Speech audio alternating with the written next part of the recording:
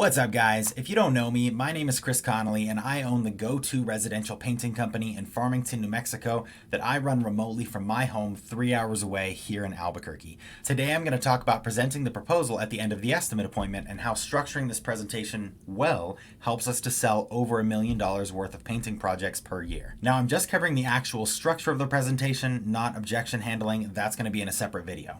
First off, guide the process and establish a setting. If you leave it up to your customer, they might expect you to present standing in the kitchen or standing at the front door, or may not let you present it at all. They might just tell you to email it to them. As the expert, it's up to you to guide the process and establish the setting by asking them questions like, where's a good place to sit to run through this together? Would you rather sit over here at the kitchen table or should we sit here in the living room? Notice, I'm not asking if I can come inside. I'm not asking if I can sit down.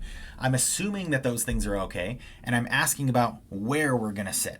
After all, I'm the expert here. Now, they might get a total of 5, maybe 6 quotes for different projects over the course of their life. I do this 3 times a day, so I think I've got a better idea of how this should go than they do. Once you've established the place to sit, arrange the seating so that it's appropriate for the presentation. Don't be afraid to say things like, let me just move this chair over here, or kind of move things around and stage it a little bit. Or, why don't I sit here while you guys are sitting here and here? If you're a man, you want the seating arrangement so that if you're presenting to a man, you're sitting side by side with him and you guys are looking at the presentation together. If you're presenting to a woman, you should be face to face and you're presenting to her. Now, if you're presenting to a man and a woman together, opt to sit side by side with the man, but face to face with the woman. Now, I know what you're thinking. This is a dumb detail that doesn't make a difference, but studies actually show that women feel more comfortable conversing face to face, whereas men facing each other can often be perceived as a challenge. Pay attention the next time you go give an estimate, and you'll see it. Notice when men feel challenged by your presence, and it almost becomes this bullshit game of who wins the sales appointment. But the truth is, it isn't you versus them, it's you and them versus their problem. Now, if you're a woman, you want to follow a similar structure, but you do have a little bit more wiggle room in this area because most men don't feel challenged by women unless you're just coming off as really pushy. Now, on that note, if you're coming off as pushy, whether you're a man or a woman, you're just going to end up pushing yourself right out the door. Now, when you're actually presenting, make sure to hold your presentation so that it's facing the customer, whether that's a man over here, a woman over here. This is their quote or their proposal, whatever you want to call it. And if it's facing you and you're just reading it to them, they won't be able to see the details. So start at the top, be very thorough, facing them. As you make your way down the proposal, slow down a little bit as you pass by the pricing so that they have a chance to see it with each option. Now, you're not hiding the price, they can see it, but it isn't quite the time to talk about it just yet either, at least not in any kind of dedicated way. So make sure as you're passing by it, you're slowing down a little bit so that it's right in front of them and they actually get a chance to see it. But again, you're not talking about it just yet. Give them some time to process as you make your way down the proposal, and also be prepared to repeat yourself if needed.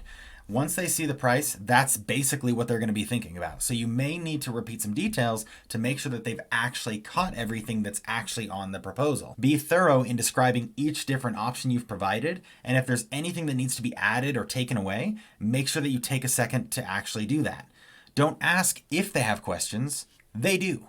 Ask what questions they have. Next, you're going to identify which option they're leaning most toward, and if appropriate, you're going to make some recommendations. So you might ask them which option they think is the best fit. Or you might say something like, I'd like to make a recommendation, if I may. If we painted the ceiling in here the same color as the walls, the room would actually look taller, and you'd be able to save a little bit of money because that's less labor involved for us to cut wall to ceiling. And since it's less work, therefore it costs less money. As you go, you're going to present the proposal without any discounts or discount descriptions on the page. Once you've gotten all of their questions answered and have had them pick the option that's best for them, then you're going to go ahead and close. Now, I talked in a previous video about pre-closing and having some kind of program or promotion in place to cut them a deal so they'll move forward today.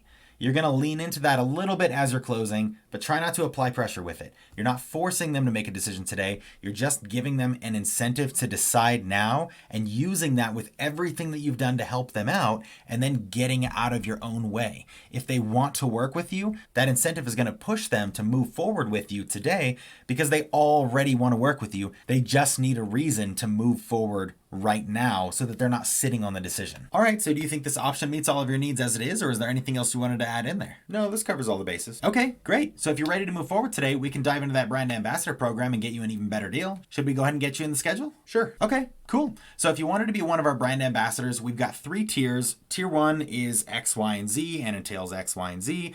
Tier 2 is X, Y, and Z and it looks like this. Tier 3 is X, Y, and Z and looks like this. Which tier do you want to go with? We'll do tier 3. Okay, sweet. So that actually brings the total down to $63.50. Now, don't pull out your checkbook for the deposit just yet, though. Let's go through the contract first and make sure that you don't have any concerns so we can all get on the same page. Now, once you've run through the contract, just confirm that no changes need to be made and make any changes that do. I find that people really overthink contracts in themselves. Our contracts cover all the bases, but realistically, we would do business on a handshake with every single customer if we could. So don't get hung up on the contract if you need to leave a little bit of wiggle room here or change this or change that in order to actually do business with someone. If it's within reasonable parameters, don't be afraid to make changes. All right, are you happy with the contract as it is, or do we need to adjust it to make any accommodations? Now notice that I'm not asking, are you happy with the contract, yes or no? Either they're happy or you're going to make adjustments until they are. It isn't a yes or no, it's a yes or not yet. No, it looks good. From here, you're just gonna prompt them to accept the proposal, whether that's sign here at the bottom, click the button here at the top, whatever that looks like for you, just walk them through your process. Okay, great. Then just tap on this accept button right here at the top and then sign in the box. At this point, most people just go ahead and sign where you told them to sign, or they'll click where you told them to click. Closing really isn't rocket science. You just have to prompt them to do what they need to do. Sweet. And did you want to pay that deposit by check or by card? Now, as they're writing the check or grabbing the card, you're going to start walking them through what the next steps of your process are going to look like and what they can expect. Make sure that you send them their quote or leave them a copy at this point so that they have something tangible when you leave. Take a moment to start building excitement with them as well. Oh man, I'm super stoked. These colors are going to look so good. Oh, I bet you're relieved to finally have this checked off the list. Say things that are going to get them excited that they just made the right choice. Don't make them question the choice that they just made. As long as you reaffirm that they've made a great choice and just don't stick your foot in your mouth, you'll be fine. By following the structure that I just outlined and guiding the conversation to help it move forward, you can help your customers take the next step in solving their problem today. If they actually have a specific budget, then you can tackle helping them figure out a way to finance the project or sell them a solution that fits their budget and takes care of their needs. Remember, it's about building trust and relationships. If you can actually care about your prospects, provide a solution for them, not for you, and give actual value while being a real person instead of a salesperson, you can't not increase your sales. Thanks for joining. If you found this video helpful, hit the subscribe button for more info on how to grow your painting business. If you know someone who's struggling with sales in their painting business, go ahead and hit the share button below, and you can actually link this video in a text or email. Catch you later.